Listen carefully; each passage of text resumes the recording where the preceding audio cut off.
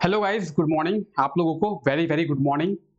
आप लोगों का बहुत बहुत स्वागत है आज के इस धमाकेदार सेशन में, जहां हम लोग झारखंड के इंपॉर्टेंट करंट अफेयर्स के बारे में देखने वाले हैं। आज है 25 मार्च और 25 मार्च से झारखंड के जितने भी इंपॉर्टेंट करंट अफेयर्स बनेंगे, आज हम लोग उन करंट अफेयर्स के बारे में देखने वाले हैं।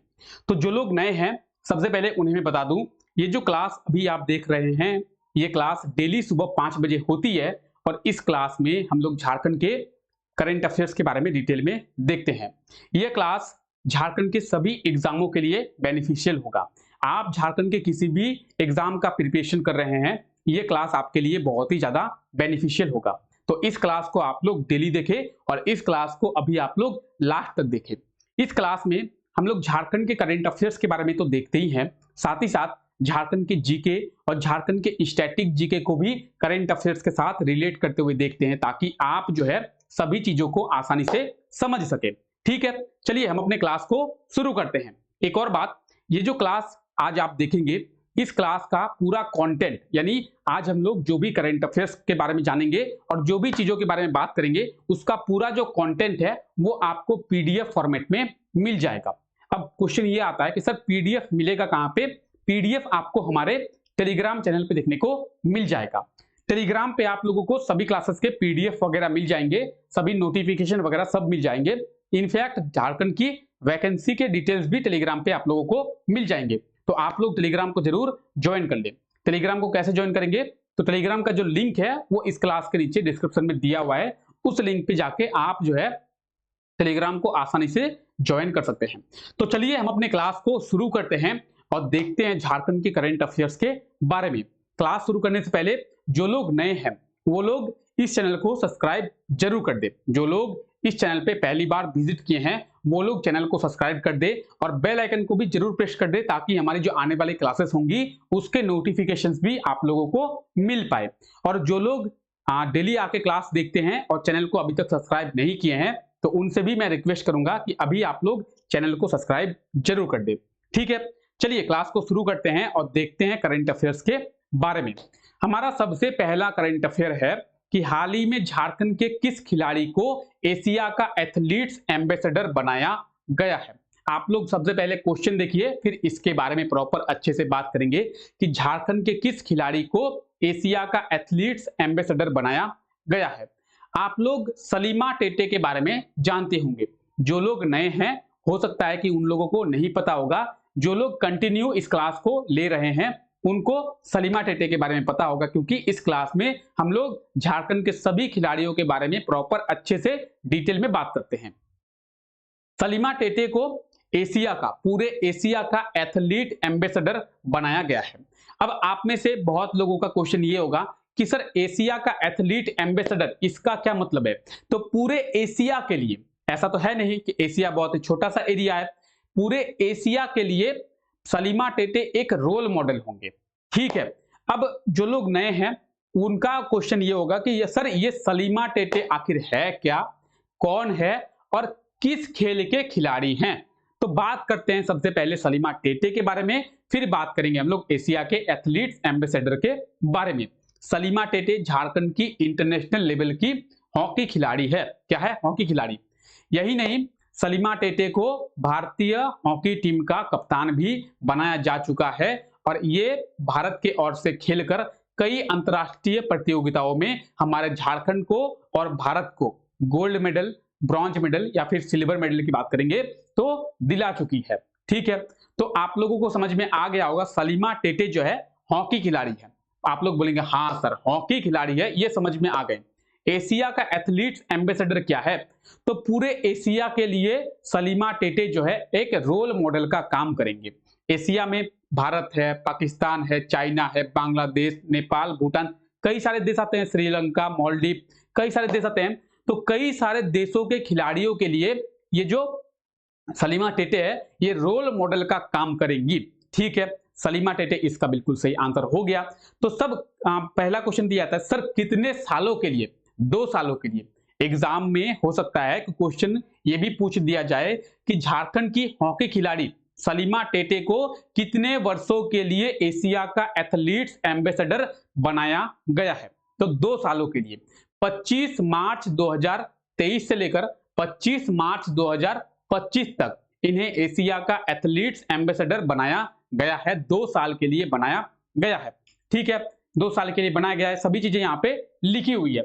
अब बात करेंगे सर सलीमा टेटे आखिर है कौन, तो ये आप देख रहे हैं सलीमा टेटे को, और सलीमा टेटे को एशिया का एम्बेसडर जो है वो बनाया गया है। ठीक है, अगर आप लोगों को अभी तक कोई डाउट है तो आप लोग कमेंट बॉक्स में कमेंट करें आपका डाउट क्या है। नेक्स्ट क्लास में सबसे पहले आप लोगों के डाउट जो है वो रिजॉल्व किए जाएंगे। तो आप लोग कमेंट करें कि आप लोगों का क्या डाउट है, अगर आप लोगों का कोई डाउट होगा तो। यहां तक कोई डाउट है आप लोगों को? आई होप कि आप लोगों को डाउट नहीं होगा, डाउट होने नहीं चाहिए। ठीक है, चलिए आगे बढ़ाते हैं क्लास को। अब देखिए हमारा अगला करंट अफेयर है, हाल ही में भारत के राष्ट्रपति द्रौपदी मुर्मू, इनके द्वारा झारखंड के कितने कलाकारों को संगीत नाटक अकादमी पुरस्कार से पुरस्कृत जो है वो किया गया है। सॉरी, तो आप लोग सबसे पहले क्वेश्चन देखिए, फिर इसके बारे में प्रॉपर अच्छे से बात करेंगे कि झारखंड के कितने कलाकारों को भारत की राष्ट्रपति द्रौपदी मुर्मू के द्वारा संगीत नाटक अकादमी पुरस्कार से पुरस्कृत जो है वो किया गया है। बात करेंगे, सबसे पहले बात करते हैं द्रौपदी मुर्मू के बारे में, क्योंकि द्रौपदी मुर्मू हमारे झारखंड की भी राज्यपाल रह चुकी है। तो द्रौपदी मुर्मू जो अभी वर्तमान में भारत की राष्ट्रपति है, वो हमारे झारखंड की राज्यपाल भी रह चुकी है। और झारखंड के अभी राज्यपाल कौन है? झारखंड के अभी राज्यपाल हैं सीपी राधाकृष्णन। सीपी राधाकृष्णन के पहले रमेश बैस झारखंड के राज्यपाल थे, और रमेश बैस के पहले द्रौपदी मुर्मू ही हमारे झारखंड की राज्यपाल थी। अभी द्रौपदी मुर्मू भारत के राष्ट्रपति हैं। द्रौपदी मुर्मू की बात करेंगे तो द्रौपदी मुर्मू किस राज्य की रहने वाली हैं? तो ये छत्तीसगढ़ की रहने वाली है। ठीक है, छत्तीसगढ़ की ये रहने वाली है द्रौपदी मुर्मू। इनके द्वारा अभी झारखंड के 4 कलाकारों को, कितने? झारखंड के 4 कलाकारों को संगीत नाटक अकादमी पुरस्कार से पुरस्कृत किया गया है, यानी ऑप्शन सी जो है इसका बिल्कुल सही आंसर हो जाएगा 4। झारखंड के 4 कलाकारों को संगीत नाटक अकादमी पुरस्कार से पुरस्कृत किया गया है। किनके द्वारा? राष्ट्रपति द्रौपदी मुर्मू के द्वारा। अब देखिए एग्जाम में ऐसा नहीं है कि क्वेश्चन यही पूछा जाएगा कि झारखंड के कितने कलाकारों को। एग्जाम में हो सकता है कि क्वेश्चन को घुमा के पूछ दिया जाए। बात करेंगे जेपीएससी की, तो जेपीएससी के क्वेश्चन का लेवल आप समझते ही है कि किस तरीके से क्वेश्चंस को घुमा के पूछा जाता है। अब यहां से क्वेश्चन क्या पूछा जाता है? 4 लोगों को, उनमें से एक है ब्रिजेंद्र पटनायक। तो हम लोग ब्रिजेंद्र पटनायक के बारे में बात करते हैं। ब्रिजेंद्र पटनायक जो है वो रहने वाले हैं सरायकेला खरसाबा के, और छऊ नृत्य के ये गुरु हैं। कौन? ब्रिजेंद्र पटनायक। अब हो सकता है कि एग्जाम में ये पूछ दिया जाए कि झारखंड के छऊ गुरु के नृत्य ब्रिजेंद्र पटनायक को किस क्षेत्र में संगीत नाटक अकादमी पुरस्कार 2023 से सम्मानित किया गया है? कौन से क्षेत्र में पूछते हैं आपको? आपने पढ़ा कि झारखंड के कितने कलाकारों को किसके द्वारा? द्रौपदी मुर्मू के द्वारा। लेकिन क्षेत्र, किस व्यक्ति को कौन से क्षेत्र में पूछ दिया जाए, फिर आप क्या करेंगे? इसलिए आप लोग अच्छे से सभी चीजों को देखेंगे। देखिए झारखंड के 4 कलाकार, झारखंड के कितने कलाकार? तो 4 कलाकारों को, उनमें से प्रोफेसर अजय मलकानी को नाटक निर्देशन के लिए, कौन से क्षेत्र में? नाटक निर्देशन के लिए। ब्रिजेंद्र पटनायक छऊ नृत्य के लिए, छऊ नृत्य के ये गुरु हैं। दुर्गा प्रसाद मुर्मू संथाली संगीत के लिए, और चेतन जोशी को बांसुरी वादक के लिए, यानी बांसुरी बजाने के लिए। तो आप व्यक्ति को भी याद रखें, कलाकार को भी याद रखें, और उनके क्षेत्र को भी याद रखेंगे, क्योंकि हो सकता है कि एग्जाम में क्षेत्र को भी पूछ दिया जाए, इसलिए आप लोग क्षेत्र को भी याद रखेंगे। ठीक है, तो आप ये देख सकते हैं क्या? तो झारखंड के 4 कलाकारों को राष्ट्रपति द्रौपदी मुर्मू के द्वारा संगीत नाटक अकादमी पुरस्कार से पुरस्कृत जो है वो किया गया है। ठीक है, यहां तक कोई डाउट आप लोगों को? यहां तक कोई डाउट? यहां तक कोई डाउट है? चलिए, डाउट होगा तो कमेंट बॉक्स में कमेंट करेंगे। आप लोगों को यहां तक अगर कोई डाउट है तो कमेंट बॉक्स में कमेंट करेंगे। हम लोग क्लास को आगे बढ़ाते हैं। क्लास आगे बढ़ाएं, चलिए आगे बढ़ाते हैं। हाल ही में खूंटी में आयोजित first junior hockey India east zone championship में किस राज्य की टीम जो है वो विजेता बनी है? क्वेश्चन देखिए, तो खूंटी में, झारखंड के किस जिले में? झारखंड के खूंटी जिले में first junior hockey India east zone championship का आयोजन किया गया था। इसमें झारखंड की टीम ही, हमारे झारखंड की टीम ही विजेता बन गई है, यानी ऑप्शन ए जो है इस क्वेश्चन का बिल्कुल सही आंसर हो जाएगा। झारखंड की टीम इसमें विजेता बन गई है। बात करेंगे पुरुष वर्ग की, तो पुरुष वर्ग में भी झारखंड की टीम विजेता बनी है और महिला वर्ग में भी हमारे झारखंड की टीम ही विजेता बन गई है। और ये हमारे लिए बहुत ही खुशी की बात है कि हमारे झारखंड के जो खिलाड़ी हैं वो लगातार अच्छा प्रदर्शन करके हमारे झारखंड का नाम जो है वो ऊंचा कर रहे हैं। चाहे हम लोग आशा किरण बारला की बात करेंगे, चाहे हम लोग बात करेंगे सलीमा टेटे की, चाहे बात करेंगे निक्की प्रधान की, संगीता कुमारी की, चाहे बात करेंगे हम लोग झारखंड के सभी खिलाड़ियों की, तो आप कंटिन्यू देख रहे हैं कि झारखंड के सभी खिलाड़ी झारखंड का नाम रोशन करने में आगे हैं। ठीक है, तो खूंटी में यह आयोजित किया गया था जिसमें पुरुष और महिला दोनों वर्ग में झारखंड की टीम ही विजेता बन गई है। तो आप ये देखिए, first junior hockey India championship में झारखंड की टीम ही विजेता बन गई है। आप यहाँ पे देख पा रहे होंगे, तो इसका जो आयोजन है वो खूंटी में किया गया था। कहां पे? खूंटी में इसका आयोजन जो है वो किया गया है। खूंटी में, कहां पे? तो खूंटी में। खूंटी की बात आई है, मैप में कहां पे है खूंटी, ये आप मैप में देख सकते हैं, ये है मैप में खूंटी।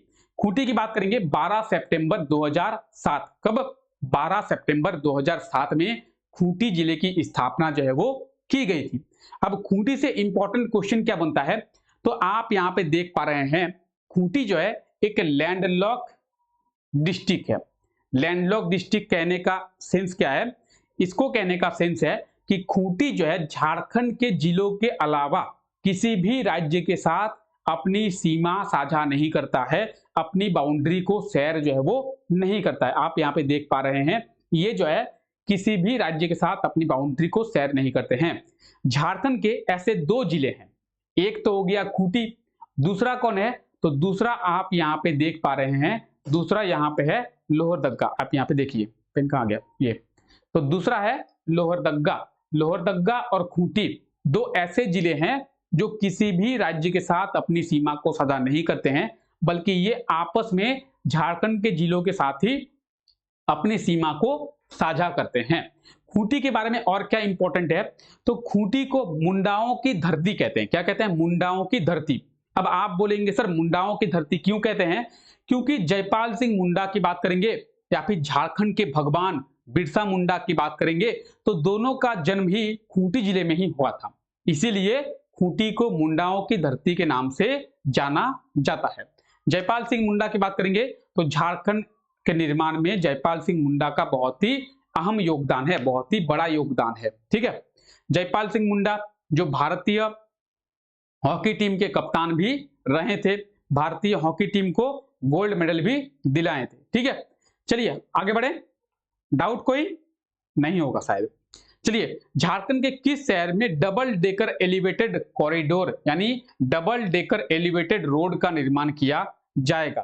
तो आप लोग सबसे पहले क्वेश्चन देखिए कि झारखंड के कौन से जिले में या फिर कौन से शहर में डबल डेकर एलिवेटेड रोड का निर्माण किया जाएगा। सबसे बड़ा पॉइंट तो ये आता है कि sir double dated elevated road आखिर है क्या? हम लोगों को तो नहीं पता है। अरे नहीं पता है, उसका रीजन भी है। हमारे झारखंड में एक भी डबल डेकर एलिवेटेड रोड नहीं है। ये जो रोड होगा ये झारखंड का पहला डबल डेकर एलिवेटेड रोड होगा और इसका निर्माण जो है जमशेदपुर में, झारखंड की फाइनेंस कैपिटल, कहां पे? झारखंड की फाइनेंस कैपिटल, वित्तीय राजधानी जमशेदपुर में किया जाएगा। ऐसे मूवी में बोला जाता है ना, सावधान होशियार महाराजा पधार रहे हैं, ऐसे। तो ऐसा ही कुछ झारखंड के जमशेदपुर में किया जाएगा। कहां पे? जमशेदपुर में। ठीक है, आगे बात करते हैं, इसके बारे में थोड़ा अच्छे से बात करते हैं। तो आप लोग पिछले क्लास अगर पिछला क्लास देखे होंगे तो पिछले क्लास में हम लोग बात की थे कि झारखंड के सड़क एवं परिवहन मंत्री जो हैं नितिन गडकरी जी, मेरे फेवरेट हैं, बहुत अच्छा काम करते हैं। नितिन गडकरी जी हमारे झारखंड में आए थे।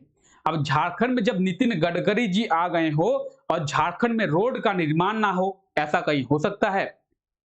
सोचिए कि झारखंड में कहीं नितिन गडकरी जो आ गए हों और झारखंड में रोड का निर्माण ना हो, तो ऐसा कहीं हो सकता है? ऐसा ही नहीं हो सकता। तो नितिन गडकरी जी के द्वारा झारखंड में कई सारी परियोजनाओं का शिलान्यास किया गया और कई सारे परियोजनाओं का उद्घाटन किया गया। पिछले क्लास में शिलान्यास और उद्घाटन का जो डिफरेंस है वो बता दिए थे, ठीक है। अब जो है इसके तहत झारखंड के जमशेदपुर में क्या किया गया? झारखंड के जमशेदपुर में सबसे पहले रांची की बात करते हैं। तो रांची में 9,400 करोड़ का योजनाओं का शिलान्यास और उद्घाटन किया गया और जमशेदपुर में 3,800, जमशेदपुर में 3,800 करोड़ की बात कर रहे हैं, करोड़, हजार या लाख नहीं, 3,800 करोड़ की योजनाओं का शिलान्यास किया गया और उद्घाटन किया गया। इसी योजनाओं के तहत यह कहा गया कि झारखंड के जमशेदपुर में पूरे झारखंड का पहला डबल डेकर एलिवेटेड रोड का निर्माण किया जाएगा। Double decker road, elevated road होता क्या है? एक रोड होता है नीचे, दूसरा रोड होता है ऊपर, यानी रोड के ऊपर रोड। अब तक हम लोग क्या देखें कि रेलवे ट्रैक के ऊपर रोड, नदी के ऊपर रोड, नदी के ऊपर फ्लाईओवर, नदी के ऊपर ट्रेन, लेकिन अब जो है रोड के ऊपर रोड होगा, उसे कहते हैं डबल डेकर एलिवेटेड रोड। तो जमशेदपुर में 3,800, इसे याद रखें। ये जो है रांची में 9,400 और 3,800 जमशेदपुर में 3,800 और रांची में 9,400, टोटल जो है 13,200 करोड़ की योजनाओं का शिलान्यास और उद्घाटन सड़क एवं परिवहन मंत्री कौन? नितिन गडकरी जी, मेरे फेवरेट, उद्घाटन और शिलान्यास किया गया है। ये जो डबल डेकर एलिवेटेड रोड होगा इसका निर्माण 1876 करोड़ से किया जाएगा। अब पॉइंट अब का वही आता है कि सर ये डबल डेकर एलिवेटेड रोड होता क्या है? तो एक रोड होता है ऊपर में, एक रोड होता है नीचे। आइए समझते हैं। ये रोड देखिए, आप नीचे देख पा रहे हैं, नीचे भी रोड है और ऊपर में भी रोड है। अब कई महान कलाकार, कई महान ज्ञानी लोग बोलेंगे सर ये क्या, रोड तो यहाँ पे कटा हुआ है, आप यहाँ पे देख पा रहे होंगे कि सर रोड तो यहाँ पे है ही नहीं। तो ये आप लोगों को दिखाने के लिए किया गया है कि नीचे भी रोड होता है और ऊपर में भी रोड होता है। अगर इस रोड को यहाँ पे ज्वाइंट कर दिया जाए तो आप लोगों को नीचे का रोड नहीं दिखेगा, इसलिए इसको काट के आप लोगों के लिए बताया गया है कि नीचे और ऊपर दोनों में रोड होता है। इसे कहते हैं double decker elevated road. Jharkhand में वर्तमान में एक भी डबल डेकर एलिवेटेड रोड नहीं है, ये झारखंड का पहला डबल डेकर एलिवेटेड रोड होगा, ठीक है। नितिन गडकरी जी के द्वारा ये आप देख सकते हैं, रांची में 9,400 और 3,800 कहां पे? जमशेदपुर में, ठीक है। अब जमशेदपुर की बात आई है तो जमशेदपुर के बारे में भी थोड़ा जानते हैं। जमशेदपुर एक शहर है और इस शहर का निर्माण कब किया गया था? तो इस शहर का निर्माण 1909 में किया गया था, 1909 में, ठीक है। जमशेदपुर को झारखंड की वित्तीय राजधानी यानी फाइनेंस कैपिटल ऑफ झारखंड के नाम से जाना जाता है। ओ भाई साहब, फाइनेंस कैपिटल क्यों भाई, क्यों? कुछ तो रीजन होगा कि भाई साहब फाइनेंस के राजधानी है रांची और फाइनेंस कैपिटल जमशेदपुर, ओ भाई ये कैसे हो गया? तो ये ऐसे हो गया कि पूरे झारखंड का सबसे ज्यादा रेवेन्यू जमशेदपुर शहर से ही कलेक्शन किया जाता है, इसीलिए जमशेदपुर को फाइनेंस कैपिटल के नाम से जानते हैं। साथ ही साथ जमशेदपुर को ही इंडस्ट्रियल कैपिटल यानी औद्योगिक राजधानी भी कहते हैं। अब बोलेंगे अरे भाई साहब, दो दो चीजें, दो दो उपाधि किसी एक शहर को, झारखंड में शहर की कमी पड़ गई क्या? दो दो उपाधि किसी एक शहर को, फाइनेंस कैपिटल भी, इंडस्ट्रियल कैपिटल भी। अब फाइनेंस कैपिटल का तो हमें समझ में आ गया कि रेवेन्यू ज्यादा जनरेट हो रहा है, इसीलिए फाइनेंस कैपिटल। ये साला औद्योगिक क्यों, इंडस्ट्रियल क्यों? फाइनेंस का तो समझ में आ रहा है, ये साला औद्योगिक क्यों, इंडस्ट्रियल कैपिटल क्यों? तो इंडस्ट्रियल कैपिटल इसीलिए क्योंकि रेवेन्यू जनरेट हो रहा है। अब रेवेन्यू तो आदमी घर से लेके तो आ नहीं रहा होगा, रेवेन्यू जनरेट हो रहा है तो रेवेन्यू तभी जनरेट होगा जब क्या होगा, जब खिला हो रहा होगा, मतलब वहां पे इंडस्ट्रीज भी ज्यादा होगी, इंडस्ट्रीज ज्यादा होगी, कारखाने ज्यादा होंगे, तभी तो रेवेन्यू मिल रहा है। आप गांव में चले जाइए, गांव में आप बोलिएगा कि रेवेन्यू दीजिए, कहां पे देंगे? जहां पे इंडस्ट्रीज ज्यादा होगी, जहां पे कारखाने ज्यादा होंगे, जहां पे प्लांट ज्यादा होंगे, वहां से रेवेन्यू ज्यादा जनरेट होगा। तो वहां पे कारखाने, जो फैक्ट्री वगैरह है वो ज्यादा है, इसीलिए उसे इंडस्ट्रियल, यानी इंडस्ट्रीज वहां पे ज्यादा है, इसीलिए इंडस्ट्रीज इंडस्ट्रियल कैपिटल कहते हैं। ठीक है, यहां तक कोई डाउट? देखिए, आप लोगों को समझाने के लिए बहुत ही प्रैक्टिकल चीजें बताई जा रही है, तो कोई डाउट हो यहां पे तो आप लोग बताएंगे, वरना क्लास को आगे बढ़ाते हैं। हाल ही में कब वर्ल्ड टीबी डे मनाया गया है? तो वर्ल्ड टीबी डे की बात करेंगे, ये हमारा आज का लास्ट क्वेश्चन है, और ये 23 मार्च को मनाया जाता है प्रतिवर्ष। प्रतिवर्ष वर्ल्ड टीबी डे, सॉरी 24 मार्च हो गया, कल 24 मार्च था ना, हाँ 24 मार्च को मनाया जाता है। इसका लाइट का कम हो गया, पता नहीं। 24 मार्च को ये मनाया जाता है।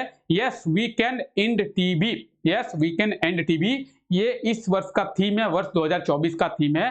वर्ल्ड टीबी डे 24 मार्च को प्रतिवर्ष मनाया जाता है, और टीबी के बारे में लोगों को जागरूक करने के लिए प्रतिवर्ष 24 मार्च को वर्ल्ड टीबी डे मनाया जाता है। अब देखिए यहां से क्वेश्चन क्या पूछा गया है, एसएससी में एक क्वेश्चन पूछा गया है, क्या कि भारत टीबी मुक्त होने का टारगेट, लक्ष्य कब तक रखा है? तो पहले विश्व की बात करते हैं। पूरा विश्व जो है 2030 तक, 2030 तक क्या है, टीबी मुक्त होने का टारगेट रखा है, और हमारा भारत जो है 5 वर्ष कम रखा है, 2025 तक। भारत जो है 2025 तक टीबी मुक्त होने का टारगेट रखा है, तो हमारा भारत 2025 तक टीबी मुक्त होने का टारगेट रखा है। ठीक है, चलिए ये क्वेश्चन देखिए, ये क्वेश्चन आपसे पिछले क्लास में पूछा गया था। झारखंड के कितने प्रखंडों में, यानी प्रखंड यानी ब्लॉक में मुख्यमंत्री सारथी योजना की शुरुआत की जाएगी? तो मुख्यमंत्री सारथी योजना की शुरुआत जो है वो 80 प्रखंडों में, 80 ब्लॉक में की जाएगी। ऑप्शन डी इसका बिल्कुल सही आंसर हो जाएगा। और आज के लिए आप लोगों का क्वेश्चन है, हाल ही में जल जीवन मिशन के तहत बेहतर काम करने के लिए कितने महिलाओं को सम्मानित किया गया है? तो झारखंड के कितने महिलाओं को जल जीवन मिशन के तहत बेहतर काम करने के लिए सम्मानित किया गया है? तो आप लोग इसका जो भी सही आंसर होगा कमेंट करके बताएंगे, और उसके बारे में आप लोग डिटेल में जरूर लिखेंगे। तो चलिए मिलते हैं आप लोगों से नेक्स्ट क्लास में। अगला क्लास शाम को 7 बजे होगी, जहां पे हम लोग झारखंड के इतिहास के बारे में देख रहे हैं। तो उस क्लास में मिलते हैं। क्लास फिलहाल अभी हम लोग इसी का मतलब इतना ही रखते हैं। मिलते हैं नेक्स्ट क्लास में, बहुत ही अच्छे से बात करते हैं और आप लोगों से इतिहास के बारे में भी चर्चा करेंगे। तो चलिए अभी तक के लिए इतना ही। Thank you, take care, bye bye.